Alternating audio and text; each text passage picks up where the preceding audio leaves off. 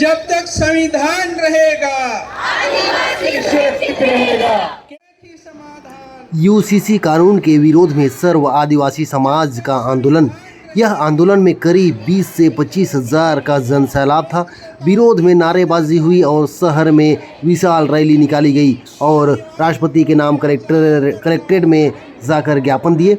ऐसा बताया जा रहा है कि यूसीसी कानून आदिवासी समाज के लिए खतरा है। क्या कुछ कहा समाज के जानकारों ने, आइए जानते हैं।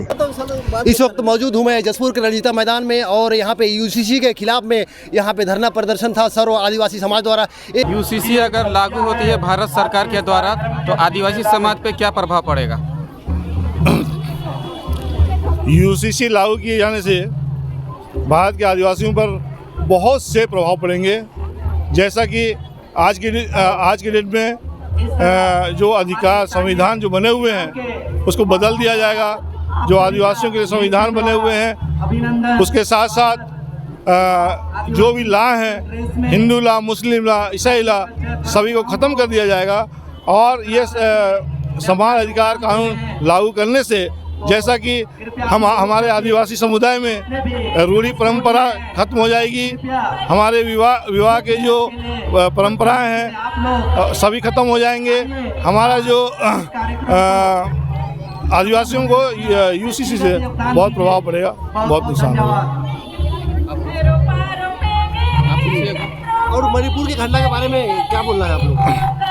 मणिपुर में जो घटनाएं घटी हैं, शर्मनाक घटनाएं वहाँ के जो हमारे आदिवासियों के साथ में घटी है वह बहुत ही निंदनीय है, बहुत ही शर्मसार करने वाली घटनाएं हैं देश को।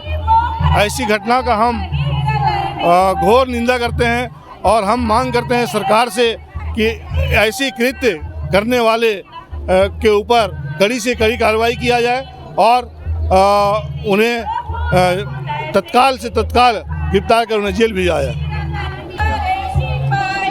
अगर यूसीसी लागू होता है तो आदिवासियों को किस तरह से प्रभाव होगा, इसके बारे में यही सोच लेके हम आज यहाँ इसका प्रोटेस्ट करने के लिए आए हैं, क्योंकि यूसीसी लागू करने के पूर्व उनको संविधान को चेंज करना पड़ेगा। क्योंकि हमारे लिए आर्टिकल 244 के तहत हमारे आदिवासी क्षेत्रों के लिए अनुसूचित जनजाति क्षेत्र और अनुसूचित क्षेत्र के लिए उनके प्रावधान के तहत अनुसूची 5 और 6 है, अनुच्छेद 244 के प्रावधान के तहत।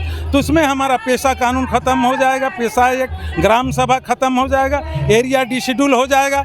तो हम जो आज पंच, सरपंच और जो एमएलए विधायक लड़ते हैं ये हमारा अनुच्छेद में है 330 और 332 में, इससे हम बेदखल हो जाएंगे। और रही बात वन अधिकार कानून समाप्त हो जाएगा और हमको वनों से बेदखल कर दिया जाएगा। और सबसे बड़ी बात जो है यह एरिया डिशेड्यूल हो जाएगा तो हमारी ज़मीन, अभी सरकार किसी भी चीज़ के लिए अधिग्रहण करने के पूर्व ग्राम सभा का सर्टिफिकेट मांगता, आयोजन मांगता है। अब ग्राम सभा ही नहीं रहेगा तो हमारा ज़मीन औने पौने दाम में सबके हाथों में अडानी अंबानी को बेच दिया जाए। ये सबसे बड़ा नुकसान हमारी ज़मीन आदिवासी के हक से छीनती हुई नजर आ रही। मणिपुर की घटना के बारे में क्या कहना? मणिपुर की घटना, क्योंकि वहाँ भी यही है, जल जंगल का है। हमारा कुकी समुदाय जो है 40% से ज़्यादा है, वो जंगलों में रहता है। वो ये चाहते हैं उनको वहाँ से बेदखल करके जंगल पर जिस तरह यूसीसी लागू हो जाएगा वहाँ का जंगल भू खनिज संपदाओं से जो आच्छादित है उनके ऊपर किया जाएगा। हम उसका प्रोटेस्ट करते हैं कि जिस तरह से हमारी माता बहनें वहाँ सुरक्षित नहीं है। एक वहाँ का सूबेदार जो कि 65 साल का रिटायर्ड कारगिल युद्ध लड़ा, उसकी पत्नी उसमें से परेड में थी, नेक्स्ट परेड में। वो आज आंसू बहा के बोल रहा है मैंने देश की रक्षा के लिए कारगिल लड़ाई लड़ी, दुर्भाग्य है मैं अपनी पत्नी को नहीं बचा पाया हूँ। आज इसी के प्रोटेस्ट में पूरा सर्व आदिवासी समाज के नेतृत्व में पूरे जिले का आदिवासी समाज उसके विरोध में कंडेम करने के लिए यहाँ उपस्थित है। धन्यवाद। डॉक्टर CD बाखला, नगर पंचायत अध्यक्ष, नगर पंचायत बगीचा। सरपंच संघ के अध्यक्ष जी, अगर यूसीसी लागू होता है तो आदिवासियों को किस टाइप से प्रभाव पड़ेगा, उसके बारे में? जी सर, अगर यूसीसी अगर पूरे भारत में लागू होता है तो हम पहले जो हमारे पूर्वजों के द्वारा दिया हुआ संस्कार को हम अपने हिसाब से नाच गान, शादी ब्याह, बेटी बहन लेन देन, या अन्य कोई कार्यक्रम स्वतंत्र रूप से अपने समाज में रखते थे, उसे हम नहीं रख पाएंगे और हमें दूसरों के द्वारा चलाया जाएगा, इससे हम घोर निंदा करते हैं। और जैसे पूर्वज ने हमारे सांस्कृतिक कला को बरकरार रखते हुए जो भी हमें लोकतंत्र में स्वतंत्रता का अधिकार दिया है, हम स्वतंत्र रहना चाहते हैं और अपने देश, अपने वेशभूषा और अपने आदिवासियत के रूप से अपना सारा कार्यक्रम को स्वतंत्र रूप से करना चाहते हैं सर। धन्यवाद। धन्यवाद।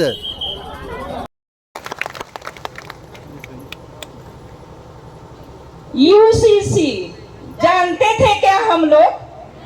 इन लोग तो जानते थे भाई, महानुभव हैं इन लोग, लेकिन क्या हम लोग गांव घर में जो जी रहे हैं, खेती किसानी से फुर्सत नहीं, क्या है यूसीसी जानते थे? नहीं जानते थे। आज हमको पहली क्लास यूसीसी क्या है बोल रही है सरकार, और हमको आज जानना है समान नागरिक संहिता कानून। आज हमको सरकार दे रही है कि भारत देश में एक ही कानून होना चाहिए। संभव है? बिल्कुल नहीं है। आज हम जसपुर सर्व आदिवासी समाज और उस समाज के जितने परिवार और उस परिवार के जितने सदस्य, हम यूसीसी का घोर विरोध करते हैं, घोर विरोध करते हैं। यूसीसी नहीं चाहिए, नहीं चाहिए, नहीं चाहिए। यूसीसी नहीं चाहिए, नहीं चाहिए, नहीं चाहिए। आप लोगों का जवाब होगा देश बचाओ। यूसीसी हटाओ, देश बचाओ। यूसीसी हटाओ, देश बचाओ। आप लोगों का जवाब होगा आदिवासी बचाओ। यूसीसी हटाओ, आदिवासी बचाओ। यूसीसी हटाओ, आदिवासी बचाओ। हमारे माननीय प्रधानमंत्री जी बोलते हैं, उनका भाषण आप लोगों ने भी सुना होगा। अरे एक घर में 5 भाई हैं, तो क्या पांचों भाई के लिए अलग अलग नियम रहेगा क्या? एक ही ना नियम रहेगा, ऐसा उसका बोलना है। माननीय मंत्री जी, मैं आपको ये भी बता देना चाहती हूँ कि एक परिवार में कोई भाई छोटा होगा, कोई भाई उससे बड़ा होगा, कोई भाई सबसे बड़ा होगा, कोई भाई कमजोर होगा और कोई भाई अंधा या लंगड़ा भी होगा। तो क्या एक परिवार में आप पांचों भाई के लिए एक कानून बोल रहे हैं? हम हमारे भारत देश में इतने सारे लोग रहते हैं, एक ही चलेगा? नहीं चलेगा, नहीं चलेगा। आज हम इसका घोर विरोध करते हैं और जब तक ये बात रहेगी यूसीसी की, हम इसको लागू होने कभी नहीं देंगे। पूरे भारत देश में इसका विरोध चल रहा है। आज हम जसपुर के सर्व आदिवासी समाज भी इसका जोर शोर से विरोध करते हैं। यूसीसी से हमारे ऊपर में क्या प्रभाव पड़ेगा, क्या फायदा होगा, नहीं होगा, पूर्व वक्ताओं ने बता दिया है। लेकिन आज हम जान रहे हैं, आप लोग भी घर जाकर बताइए सबको, ये यूसीसी हमको खतरे में डालेगा, हमारे विरोध है, ये हम लोगों को नहीं चाहिए। दूसरी बात, मैं मणिपुर की बात करूंगी, और जब मणिपुर की बात करती हूँ तो दिल दहल जाता है। वहाँ हमारे लोगों को मारा जा रहा है, काटा जा रहा है, जलाया जा रहा है, घरों को जला दिया जा रहा है। कैसा लगता है? सुनने से कैसा लगता है? सबको आप लोग वीडियो देखते हैं, यूट्यूब में देखते हैं। मनेवा के मती माती काटू बरांगी रे भैया मोरा यो रे मनवा बीनू रईज शोभा यो रे मनवा बीनू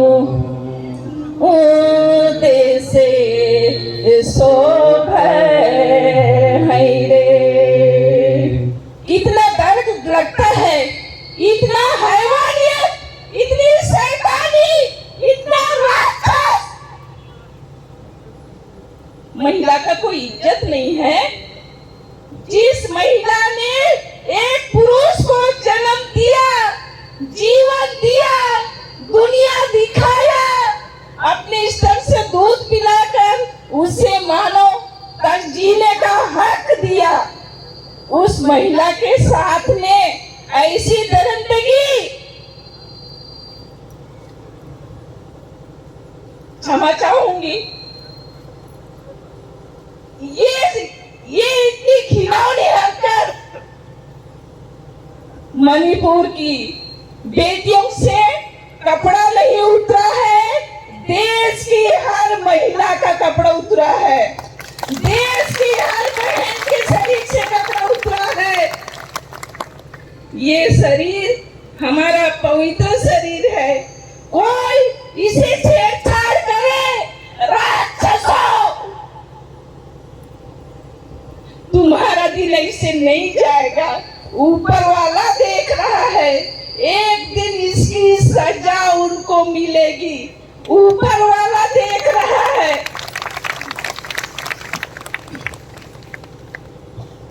अत्याचारियों, बलात्कारियों, सुन लो ये नारी की आवाज, नारी से ही तुम पाए हो जीवन, फिर क्यों करते हो इसका चीर हरण। देश भर की नारियों तुम सब एक हो, काली हो या गोरी हो, तुम शक्ति की मशाल हो। नारियों, मणिपुर में जिस तरह एक नारी के साथ, एक बेटी के साथ, एक बहन के साथ जिस तरह दुर्व्यवहार किया गया, उसके शरीर के साथ खेला गया, उसके शरीर को नोचा गया, हाय रे इंसानियत, हाय रे इंसानियत। इतना दरिंदगी, इतनी हैवानियत, इतना राक्षसी रूप शायद हम लोग आज तक नहीं सुने थे। ये क्या हो रहा है हमारे भारत देश में, और जो इसके लिए जिम्मेदार है उसको रोकने के लिए, उनको सजा देने के लिए क्या कर रहे हैं, क्या कर रहे हैं, सोचने की बात है। आज ही मैं व्हाट्सएप में देखी, अभी तो मणिपुर हुआ जो हुआ, अब छत्तीसगढ़ की पारी है।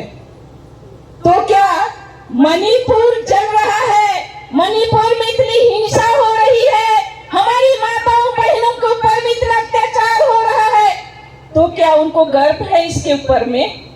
यही ना दिखाता है कि उनको गर्व है कि भारत देश में ऐसा ही होता रहे, हर राज्य में ऐसा ही होता रहे। जब जब चुनाव आता है, होए होए होए होए सिया चरपट खांधे लड़पट, है ना, हम लोगों को सबको इस तरह खांद के और दुनिया भर का बात और इस तरह की परिस्थिति ला करके हमको गुमराह करता है। इसलिए मेरा बोलना है, अगर ये छाता बहुत अच्छे से आप लोगों को बचा रहा है तो रखिए, वरना छाता को उखाड़ के फेंकिए, फेंक दीजिए उसको। भाई और बहनों, पूर्व वक्ताओं ने सब कुछ कह दिया है। मैं पुनः आप सभी को आगाह